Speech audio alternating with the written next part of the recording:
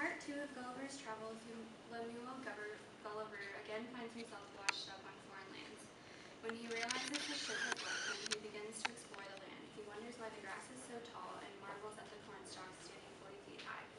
He soon learns, by nearly getting stepped on and smashed, that everyone in Brobdingnag is gigantically tall. On the peninsula of Brobdingnag, Gulliver trades being a giant in a town of littles for being a little in a town of giants. With Gulliver's shift in respective size comes a shift in power he holds and the respect he is given. Gulliver's small size makes for an interesting perspective in the town of Brobdingnag. He's made into a spectacle and comes to realize that seeing the gigantic figures of the people up close reveals all of their flaws. The smallest person besides Gulliver, whom Gulliver names the dwarf, is 30 feet tall.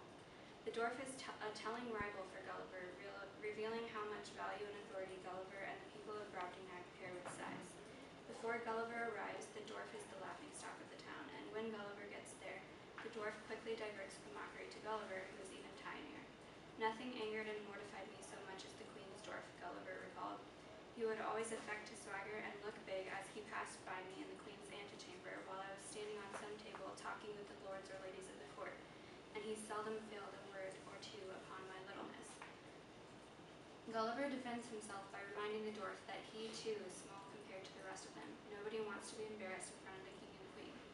The rivalry between Gulliver and the dwarf adds a bit of slapstick comedy to part 2. The dwarf drops Gulliver in a bowl of cream, sticks him in a chicken bone, and shakes a branch of an orchard tree so that apples drop onto him. Each time, Gulliver narrowly escapes, typically rescued by his nurse or the queen. The queen asks Gulliver if all the people from his country are so cowardly, again equating size with status and power. Jonathan Swift makes a second point by juxtaposing Gulliver's size with the giants of Brobdingnag, that things are much uglier when they're viewed up close. When his nurse takes him in public, he notices the imperfections of all the citizens. There was a woman with a cancer in her breast, swelled to a monstrous size, full of holes, and 2 or 3 of which I could have easily cut and covered my whole body. There was a fellow with a wound in his neck, larger than 5 wool-packs, and another with a couple of wooden legs, each about 20 foot high. But the most hateful sight of all was the lice crawling on their clothes, he describes. Through Gulliver's observations, Swift utilizes the same type of immature bodily humor that appears in part 1, especially as Gulliver is repulsed by the maids of honor. Gulliver even comments on the king's appearance, describing the process of shaving him and seeing his face up close as terrible to behold. Even royalty, when examined closely, is flawed. Gulliver remembers that when he was in Lilliput, he thought their complexions were the fairest in the world, and that the Lilliputians criticized the gaping pores in his skin and his bristly beard. I think this is Swift's commentary on the nature of society. When viewed from a distance, people and the government seem attractive and good, but when examined closely, they are ugly and flawed. When Gulliver returns home to his wife and daughter after 2 years in Brobdingnag, he thinks they're tiny because he's so used to looking at giants. He admits that while he was in Brobdingnag, he never looked at his own reflection because it was disgusting to him. This is one final reminder that even Gulliver himself believed he was inferior to the people of Brobdingnag because he was smaller than them. It's peculiar how much value Gulliver places on appearances. It's telling of society and makes Gulliver a somewhat unreliable narrator.